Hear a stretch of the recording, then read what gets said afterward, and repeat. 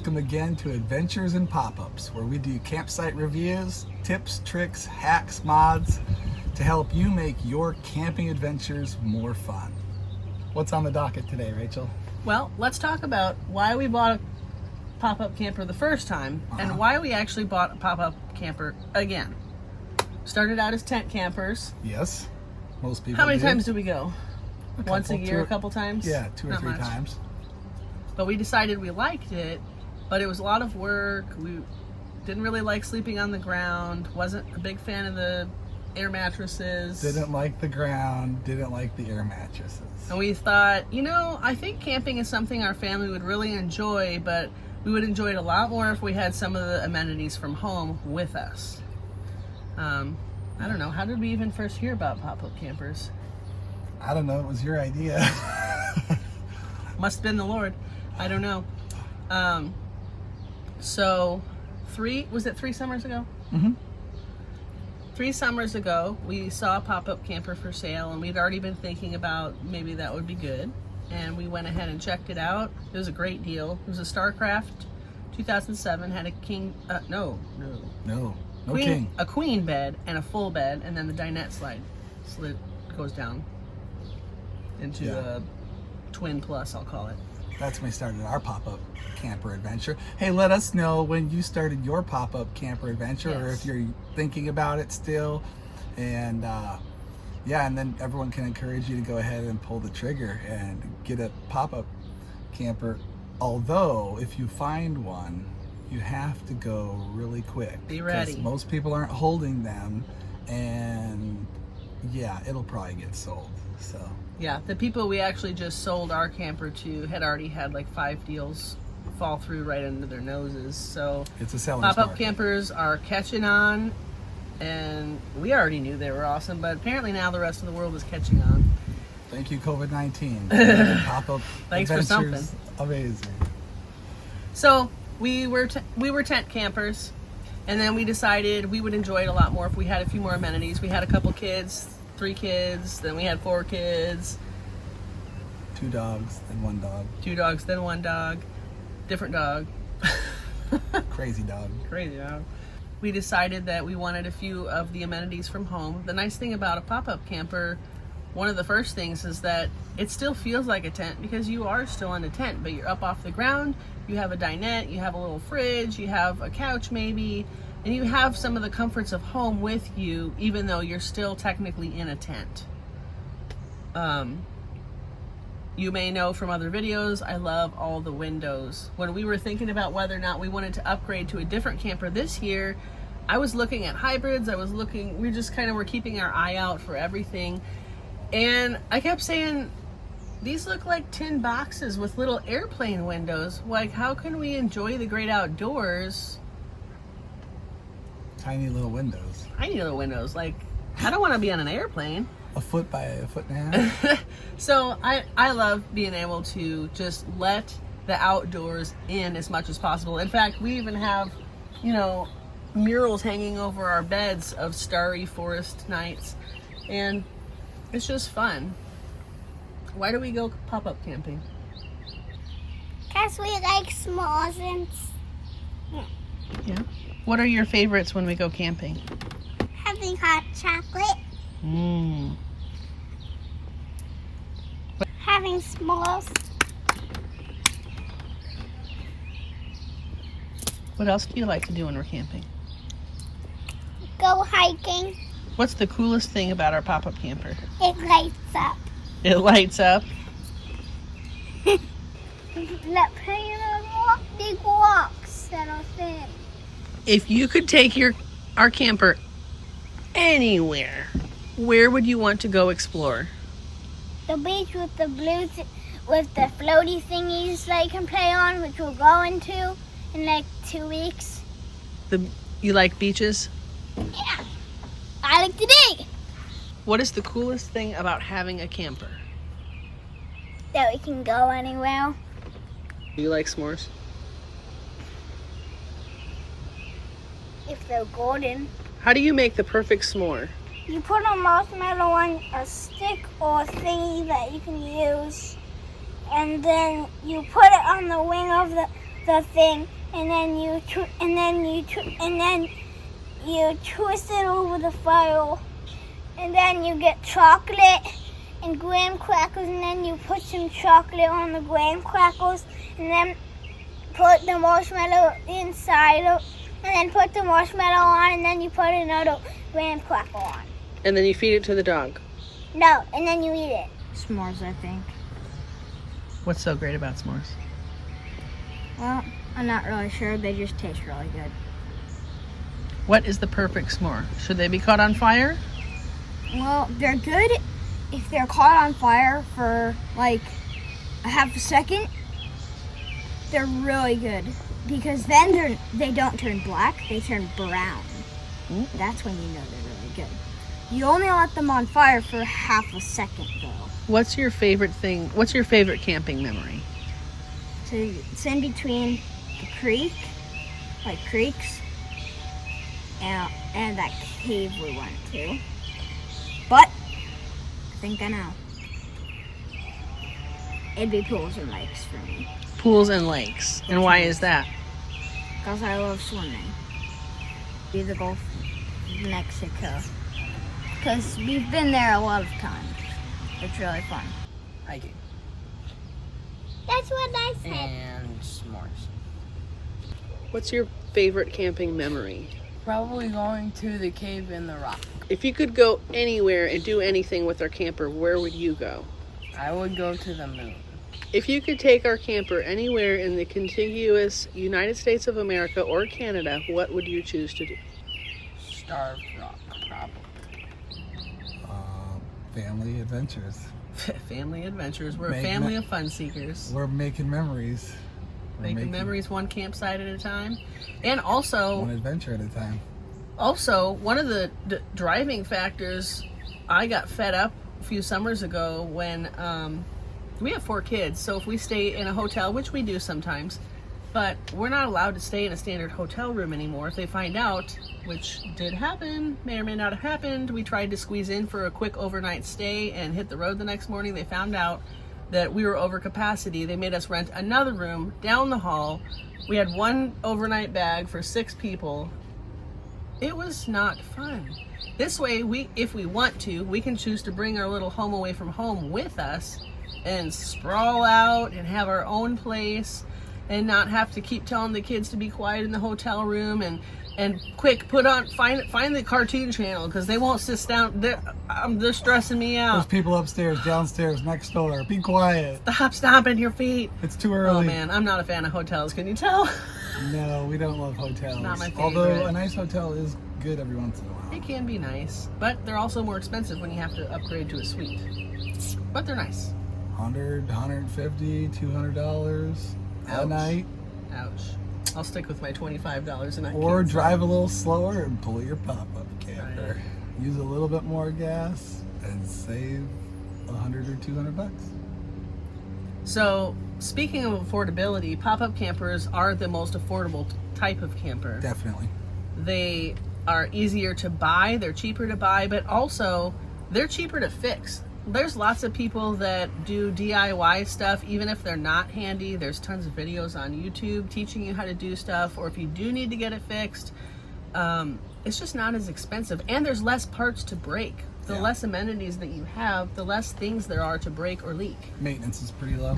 Yeah, they're pretty low maintenance. They're lighter. They're a lot lighter. They're a lot lighter. Our first one, what did our first They're one? not that much smaller. I mean, compared to like a really long one, 30 Yeah, foot this or a is- fifth wheel or whatever. But This is pretty big, even though it's a pop-up camper. But when it all folds down, it's 3,000 pounds, just a little over, and it's way more towable. It's way more storable. Neighbors don't mind your pop-up camper in your driveway as much as they do an RV, some big monstrosity. And you may not have to pay for storage. People, we don't. we don't. People pay a lot of money just to store their RV when they're not using it. That seems like such a waste to me. Where's our RV parked? It's in the driveway. Here we are, Next to the boat. next to the boat. Yeah, I was just thinking about size and comfort and conveniences. I was thinking I wanted a hybrid next, but you know, because the beds still fold out and it still gives you that tent camper feel. And then you can pull off real quick and, you know, stop at a Walmart or a rest stop even, maybe. Yeah. And don't feel so weird about setting up a pop-up camper or something real quick. Because I think I've seen that one time. I don't know, yeah. But my brother-in-law and my sister just got a camper. And A hybrid. A hybrid, and it has 3 big queen beds and a dinette slide out and a power slide out. And it has a little bit more room in there, and you know, a bigger kitchen, and it's got definitely some nicer amenities. But it was like twice as expensive. It was a lot more expensive. It was twice as much. It is newer.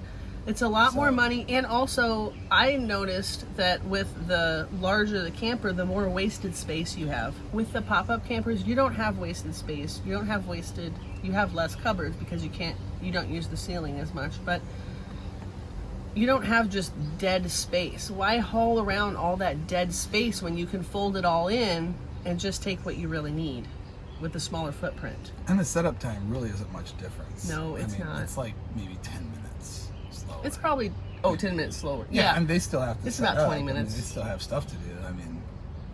Right. I mean, the beds drop in a little bit quicker and faster, but they still have to level and, you know, hook up and plug in and set up camp, you know, so it still takes a good 20 to 30 minutes to set up. Yeah, and let me just say, setting up a pop-up camper is not rocket science. I know that's very intimidating. We were a little intimidated. We're like, well, I don't know how to set that up. Right.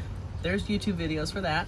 And the person you buy it from is probably going to show you a time or two so you get comfortable. And then after you do it a time or two, the more you do it, the easier The more it you gets. do it, the easier it gets. And the pop-up camping community on Facebook and Instagram and everywhere, very helpful. I cannot tell you how many people a week I see being helped with random questions and problems and what do you think of this and how do you solve this issue. Very helpful people out there. You're not alone. And it's not that hard. It is easy. Easy peasy, lemon squeezy. Lemon squeezy. So when you have a pop-up camper, you can fit in more places, or a tiny travel trailer, but we can't do tiny. We got 4 kids and a dog. So I like the idea of being able to fit in basically anywhere. A lot of these places, even at state parks, you know, you have to check what size the campsite is to see if you're going to fit if you have a larger unit. But we've never found anywhere we haven't been able to fit. Yeah, I was thinking about like how adventurous do you want to be, because there's certain pop-up campers that like have like the off-road bigger wheels, and you know, there's options for that, higher clearance, and you know, in 10, 15, 20 years, if we're still loving pop-up camping and boondocking and going to that rugged off-road spot that's free to camp off-grid, and you know, you bring your power with you, you bring your water with you, and you're good to go. Cool.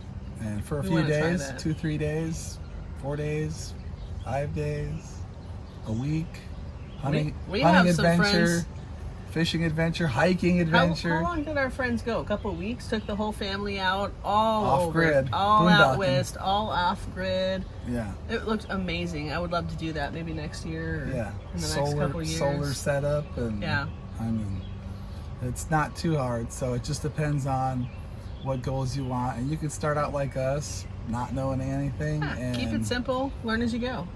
Do a dry run 30 minutes away from home. Yes, and go and check out a few different parks, and go hiking and see some sights. Go out and see God's beautiful creation in Shawnee or Starved Rock or Yellowstone or Grand Tetons, wherever you want to go. There's there's tons of state parks and national parks to observe, and they're pretty reasonable for staying. They really are. There's some nicer places with pools and different amenities, mini golf, and you know, in Florida or on the Gulf. I mean, there's some places it's going to cost you 40, 60, maybe even more a night, you know, a KOA or a Yogi Bear or whatever.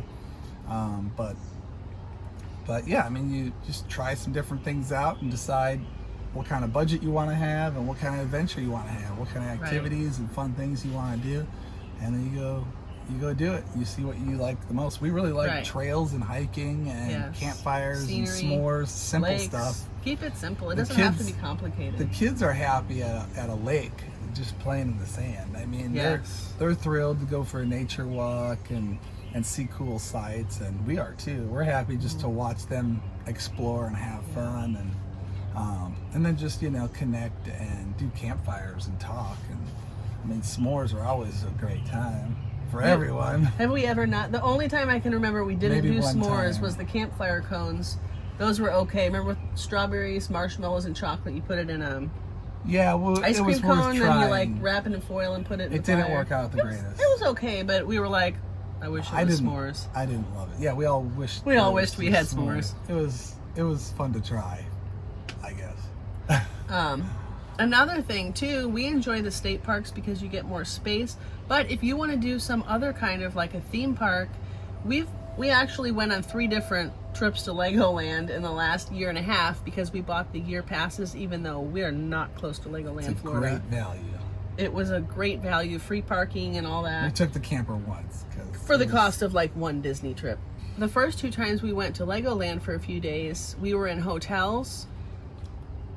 Not my favorite. We've already mentioned that. So the third time we were like, let's bring the camper. I found this Cypress Gardens or Cypress Campground. 3 miles away. 3 miles away from Legoland. Had With a a pool. Had the playground was closed for COVID.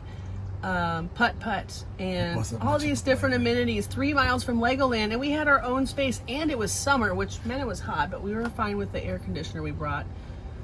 There was barely anybody else there because it was summer. All the snowbirds had gone home, and we had space. It was quiet. It was awesome. We went swimming before and after Legoland, like every day, had the pool to ourselves. You find a nice place with It a was pool. great. The kids didn't even really want to go to Legoland. They just wanted to stay in the pool. It was our favorite. After doing a lot of different hotel rooms, we loved the camping experience by Legoland way better than some cramped indoor hotel pool with whoever else. And give me some space. Legoland, in our book, is hands down better than Disney because Yes. the lines. The lines Did were I say so the much lines? shorter. I It meant to is say more that. enjoyable. I don't like standing in line. And the apple fries. Yeah. Ooh, They got that. Ooh, that was you had good. to say apple fries. Okay, we're rambling about our Legoland. Yes. We'll do camping a trip. review, a campsite Yeah. review on that at some point in the future. Yeah, the pool was awesome. Yes. That And was I really mean, nice. You know, the campground was okay. They had putt-putt golf and a little tiny playground set, not much of a playground. But, it was in the right location. Yes. Just a couple- Location is everything. Couple miles south of Legoland, so. Thanks for watching our video about why we chose a pop-up again. And we really like this. We don't want to upgrade to a bigger trailer. We like it. We bring the outdoors in. We have the comforts of home. We still feel like we're in a tent. It's lighter. It's more towable. It's more fixable. It's more affordable. There's just so many reasons to love a pop-up. If you're thinking about a pop-up, or if you love pop-ups too, give us a comment. Let us know what your favorite things are. Let us know what you're looking for if you're shopping. There are tons of people shopping for a pop-up camper right now. So thank you for watching. Give us a like, a subscribe if you like these kind of videos. Show us the love and let us know what you're interested, or if you have an idea or a question, let us know. I would love to get some feedback and help make everybody's pop-up camping adventures more awesome.